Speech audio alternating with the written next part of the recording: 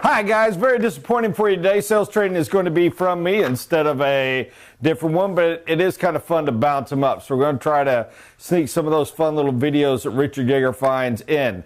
Today is going to be a dual sales training. Oh my goodness, 2 for the price of 1. How great can life get? I can't believe the magic we have for you. Okay, first one. It's just an introduction to a guy. You may like him, you may hate him, but I like to share stuff when I come across it. I just printed off. This is not going to be perfect, but it was sent to me, and it was actually originally found by Marianne, and it's basically an ad for this guy's book. Let Bob Oros help you close more sales, increase your gross profit, and put the fun back in selling. His book is all in black, and it's called More Gross Profit. But the ad he wrote, and his points aren't half bad, and to read them in a quickie quote, the truth about closing. When a customer has made up their mind that they're going to buy, they buy. They do the closing. The psychology of the close has been talked about by sales experts so much it has frightened more salespeople than it has helped. When a person has made up their mind that they're going to make their imaginary picture reality, they do the closing, they buy. You don't sell them except to make it easier for them to sign an order. You started to close the moment you decided to call for the appointment. You should be closing all the way through the process. As your presentation proceeds, it should include steps which apparently fit into the running story, but which are actually used by you to anticipate objections. It's time to answer most objections. The time to answer most objections is before they are brought up during the presentation. The close is not a single event in the sale, but rather a part of the entire process. Each step has to be completed before you actually ask for the order. And there is more. I would read more, but it can be boring listening to somebody read. Now, a great truth. Whenever somebody writes a great, really relevant, cutting edge, oh, it's a brilliant book. Here's something fascinating about it. It's the same old, same old. It's just said in a different way. But the problem is you have to say it in a different way. Things start to fade. Your tagline doesn't work for forever. You can usually resurface it after the new one has become old, but they start to fade in. It's nothing is new under the sun. Nothing is new. It's just a different way of telling it, but you have to change it because people quit hearing the old way.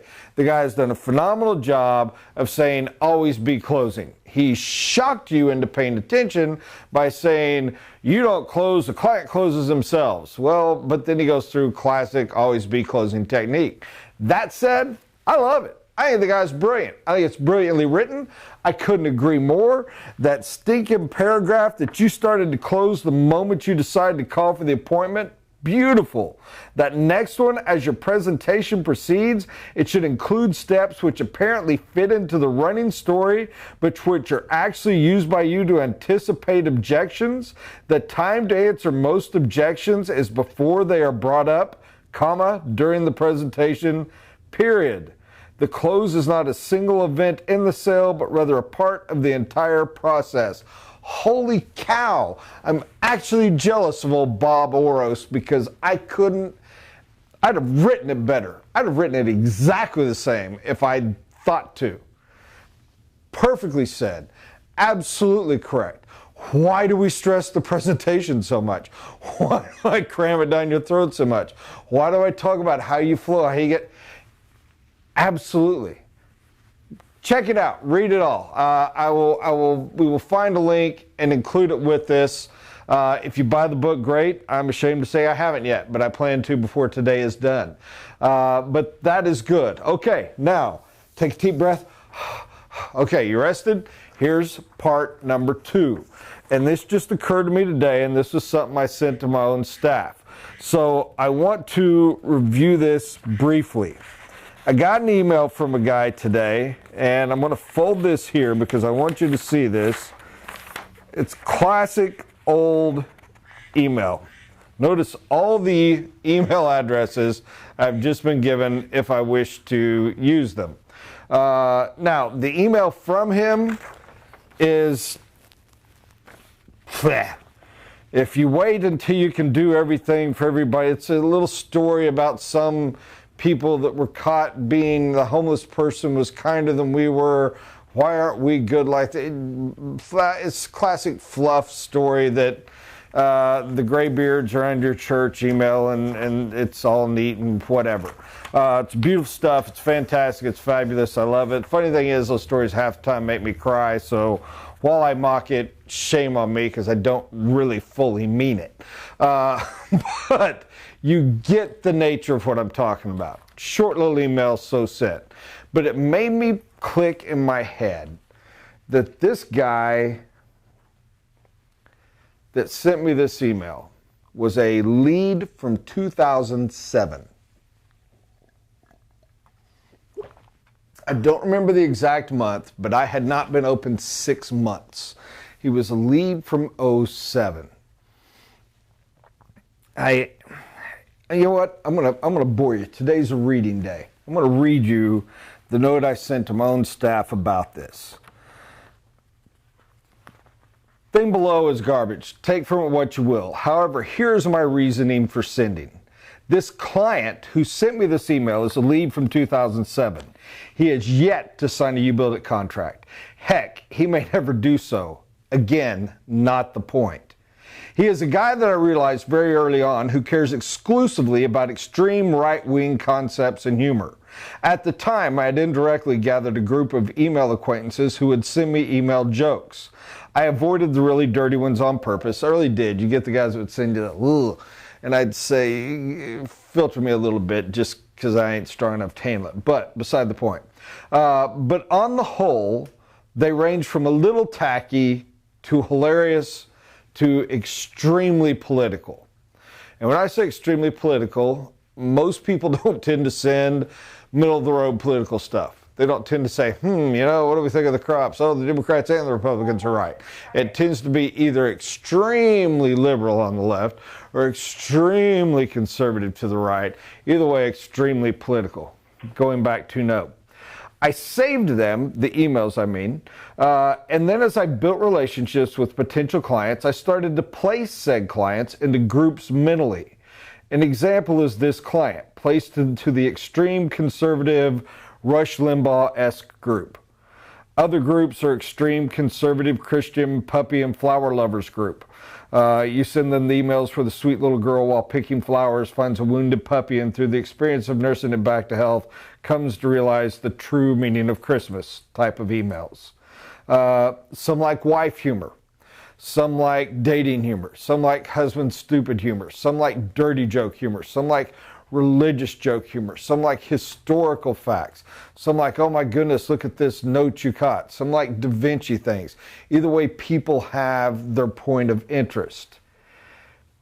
You can't just jump off into this river, but I want you to think about it, because once you start getting to know the potential client but haven't signed them yet, this is a great way to bond them to you. For example, this man is yet to sign, probably never will, but he has referred me a large number of people who have signed contracts. Ask yourself why. I challenge it's because he believes in me, because he and I have the same views and values. Thus, I encourage you to use this technique, making email buddies out of your pipeline.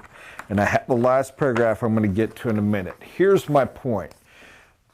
I get to know the clients, but one of the things you run into when you're following up, and I would use this occasionally with folks that had never been in for a presentation, but they were the ones that picked up the phone and we talked enough that I kind of got a feel for them. As a rule, this is only for people that I've gotten to know, I've gotten a deep sense for in the sales presentation. But it's the one that hadn't signed yet. You run out of, why are we talking? You got the guy that it isn't dead, but they haven't signed, and you're a couple months since the presentation. What are you going to do? Hey, Jimmy, you ready to sign yet? No. Dang. All right, call you in 2 months. That's okay. I've done that. You can do it, but you want to have a little more of a pal relationship. You have a little bit more of a Bob Oros following the thing, let them close themselves kind of deal. So while you have to ask them to sign, How do we get this? One of the ways we do is we start to, for every time you call, you send an email and you write a person, and that's real neat. So by the end of month 4, we're calling every 2 weeks, or sending a personal email. But eventually, what the heck's your personal email about? What's the note I'm dropping this person to keep this? I created this tie in the presentation. How do I keep this bond going? That starts to get old. This is just another trick to help. But here's the beauty of it. Here is, okay, what the hell? Here is the brilliance of the part of this of what I wrote. You send that fits their interest. Because who do people trust? They trust people like themselves. Who do people believe are intelligent? People that have the same mentality as them. Who is the wisest, deepest, smartest person? I guarantee you it is the person whose beliefs most align with your own. And if they're smart enough to help tie those beliefs together into a growth trail that you would have achieved naturally on your own, but they give you a shortcut draw through, again, for me, largely this guy's letter, you love them even more. Perfect example. Your pastor. Your pastor at your church teaches what you believe. The people in your church are better because they have similar thoughts and beliefs. The guy next to you may have a smarter pastor. He may give a better sermon. He may everything right, but he isn't saying what you think or believe. He's not helping you make logical jumps. If anything, you dislike it because it offends you because they're different. You wouldn't trust him as much. I'm going to run down that too far. You start sending these jokes, these emails, these communications. You got to read the response you get. Folks are going to send them back. They're going to kick back and let you know, ooh, that was dark. Ooh, that's not send the real dirty. Ooh, that was, oh man, my wife's going to, who abused you as a child? Yeah, what thing that, hey, I misread, let's go with a different group. But keep them segmented in groups, because the more you do that, guess what? All of a sudden they start sending you emails and notes. They start including you and their large group of friends, because that's what you are now. Why else does this guy refer me clients? You are somebody who has their similar thoughts, their similar beliefs. Send those things. Keep reinforcing it. Keep refilling that. It creates a bond that is just absolute gold. They will still be reaching out to you 8.5 years later. I checked my watch for that. Sorry, but it helped me mentally. I know, it still does though, doesn't it? That's how they go. Very important, very useful technique. Now the last paragraph, because while I ain't old, in some areas I am. One last thing. I don't get many of those funny emails anymore. And I don't. The times have changed. Those types of things are now sent via instant messaging, Facebook, and actually not even instant messaging, I guess. It's Twitter or Instagram. That's what I meant. Other social media. Email is currently archaic. Adapt. Make Facebook friends with these people. Send them Instagrams. Whatever it is you're supposed to do today. Sadly, I don't know how to segment quite like I used to, but I want you to consider it. Now be careful, because you can't go to Facebook and segment the people like that. Because as I understand it, and by the way, I may be wrong, Facebook's open to everybody. So if you send something that appeals to the extreme right, you will offend the ones you're linked to on the extreme left. So you got to learn how to dance. But I do think there are other social media sections where you can create groups and where you can send that stuff. Again, nothing is new. Here's where I tie everything together. It's all the same, but it changes. The concept is the same. The purpose is the same. Having something new to say, a better way to reach, meeting them on a common level, you gotta do. Finding and keeping those groups to send it to them, you gotta do. Is it as easy as it was in mine for email? No. However, that wasn't that easy once upon a time either. Do I know the new ones? No. You're going to have to do that on your own. Or you're going to have to talk to your kids or your teenage niece or whatever. But you have to get there, and you've got to grab it, and you've got to wrap it, and you've got to keep reaching out. And that's how you get these ties. And when they send you to their other groups of friends, they're referring you, they're recommending you, whether they mean to or not. All of this matters. Stay with this technology and do it. And if anyone questions me, follow a media report sometime. If you get a chance, go meet a coach at a major university that recruits. Ask them how many of them drive and sit in the living room now. Ask them how many of them make a standard phone call. Short of the limits to which they are controlled by the NCAA, they use the youngest, hippest, coolest technology to communicate with those athletes they possibly can. Why? Because that's where their eyeballs are. And guess what? Even your 50-year-old clients, they're still more likely to get the new hip stuff than they are the old. Now, do you need to be cutting edge? No. And I promise I'm about to shut up. But you need to be what was cutting edge a year ago.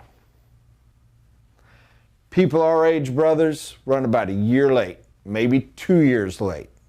Find what was extreme cutting edge a year ago, which, by the way, means it's gotten easy now. One of the reasons it's not so cutting edge anymore.